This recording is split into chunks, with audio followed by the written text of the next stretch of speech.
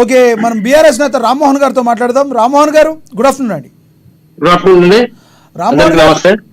రామ్మోహన్ గారు, ఇప్పటి నుంచి ప్రజాపాలన మీద మేము ప్రజల యొక్క పాలన మీద మేము దృష్టి సారిస్తామని సీఎం రేవంత్ రెడ్డి గారు చెప్పారు. ఇంకోటి, ఎన్నికల సమయం అయిపోయిన తర్వాత కాబట్టి దాన్ని ఏమీ నెగిటివ్గా తీసుకోవాల్సిన అవసరం లేదు. అంతకుముందు వాళ్ళు ప్రభుత్వం స్థాపించిన దగ్గర నుంచి కొన్ని తక్కువ డేస్లో వాళ్ళు చేయాల్సినవి వాళ్ళు చేశారు. ఇప్పుడు బీఆర్ఎస్ పార్టీ అసలు ఎన్ని సీట్లు సంపాదిస్తుందని మీరు అనుకుంటున్నారు ఈ ఎన్నికల్లో, పార్లమెంట్ ఎన్నికల్లో? తప్పకుండా అండి. రాష్ట్రంలో రేవంత్ రెడ్డి గారి మాటలు నమ్మి తెలంగాణ ప్రాంతంలో మోసపోయింది కళ్ళకు కనిపిస్తా ఉంది. ఎందుకంటే డిసెంబర్ 9వ తేదీన 2 లక్షల రుణమాఫీ చేస్తాన వ్యక్తి, మహిళలకు 2500 ఇస్తాన వ్యక్తి, సిలిండర్ 500 రూపాయలకి అందిస్తాన వ్యక్తి, పెళ్లి చేసుకుంటే 1,00,000 రూపాయలు ఇచ్చి దాంతో పాటు తులం బంగారం ఇస్తాన వ్యక్తి, కరెంట్ ఇస్తాన వ్యక్తి, ఏమి కూడా ఇవ్వలేకపోతే కేవలం సోదరుడు చెప్తున్నాడు అన్ని హామీలు నెరవేర్చని చెప్తున్నాడు. సోదరుడు ఆలోచన చేయాలి ఏం హామీలు నెరవేర్చారో. కేవలం మహిళలకు బస్సు ప్రయాణం కల్పించి కొట్లాటలు పెట్టి అలా మగవాళ్లకు సీటు కూర్చొని పరిస్థితి తీసుకొచ్చిండు రేవంత్ రెడ్డి గారు.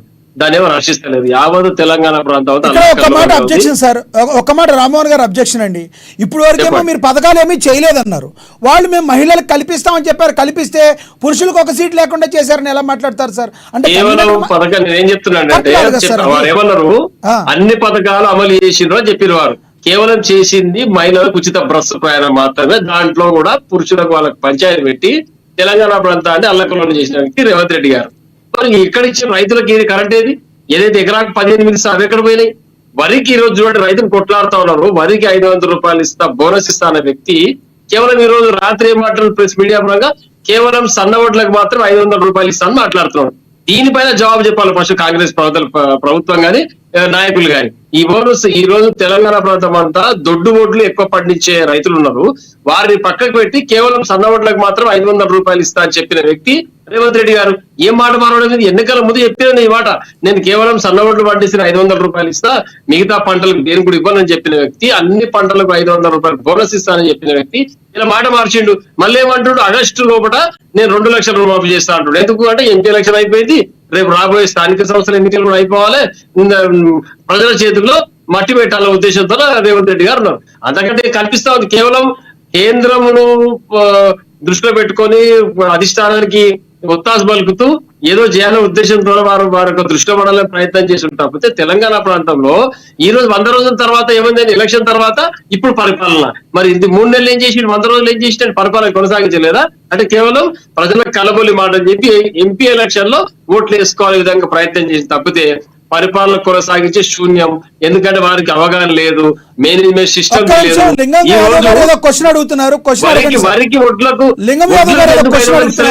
సమాధానం చెప్పాలి. ఒక్క నిమిషం, లింగం యాదవ్ గారు క్వశ్చన్ అడగండి సార్. మీరు చెప్పండి. లింగం యాదవ్ గారు గారు మాట్లాడుతూ మేము అదే చాలా స్పష్టంగా చెప్తున్నామండి. 6 గ్యారంటీల్లో 5 గ్యారంటీలు అమలు చేశాము. ఇవాళ మహిళలకు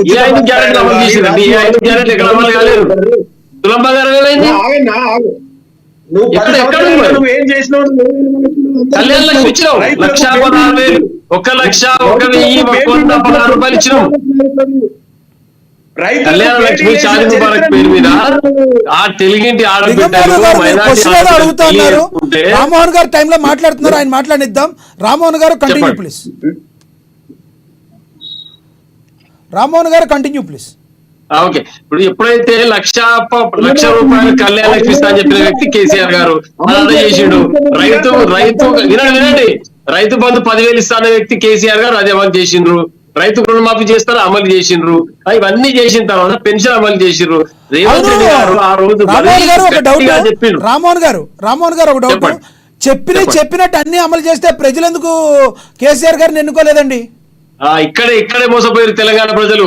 ఏదైతే రేవంత్ రెడ్డి గారు ఏం చెప్పారు, 10,000 రూపాయలు 15,000 చేస్తా, 2,000 పెన్షన్ 4,000 చేస్తా, 1,000 రూపాయల సిలిండర్ 500కి ఇస్తా అని అలవిగాని హామీలు ఇచ్చి ప్రజలను మభ్య పెట్టి తెలంగాణ ప్రజలను మరి కేసీఆర్ గారు కూడా ఒక దళితుడిని ముఖ్యమంత్రి చేస్తా, అందరికీ దళిత బంధు ఇస్తా, రైతు బంధు ఇస్తా అని చెప్పారు. అన్ని ఇచ్చేసారా?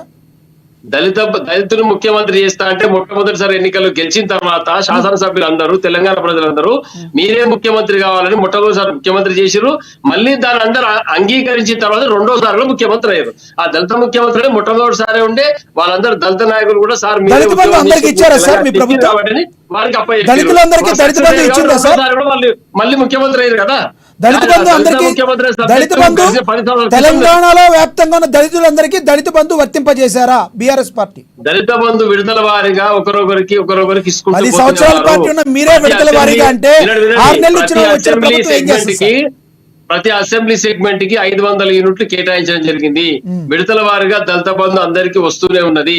వీళ్ళు కేవలం ఒకటేసారి ఇవాళ రాష్ట్రమంతా అనేది అన్ని పథకాలు ఒకటేసారి అమలు అయితే అంటే ప్రజలకు ఎక్కడన్నా అది సంక్షేమ పథకం కింద వారికి ఆర్థికంగా నిలదొక్కుకోవాలి. కాబట్టి అర్హులైన అభ్యర్థులకు ట్రైనింగ్ ఇచ్చి వాళ్ళకు సరైన అవగాహన పెట్టి ఏదో యూనిట్ పెడతారో ఆ యూనిట్ మీద ఎక్స్పీరియన్స్ ఉండాలని చెప్పి వాళ్ళకి ముందస్తుగా సమాచారం ఇచ్చి ఆ యూనిట్ల అప్లికేషన్ తీసుకొని దళిత బంధు మంజూరు చేయడం జరిగింది. మరి దాంట్లో వాళ్ళు ఒకరొకరికి ఎట్లా సక్సెస్ అవుతున్నారో ఆ యూనిట్లు మంజూరు చేయడం జరిగింది.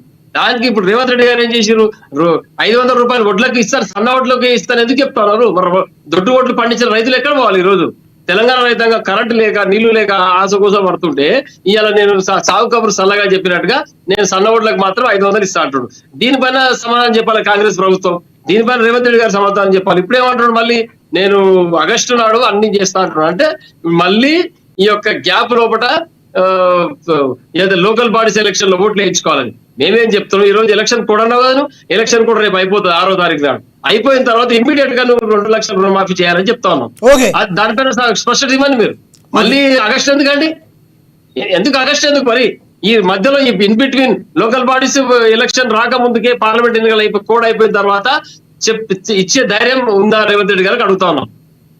ఓకే.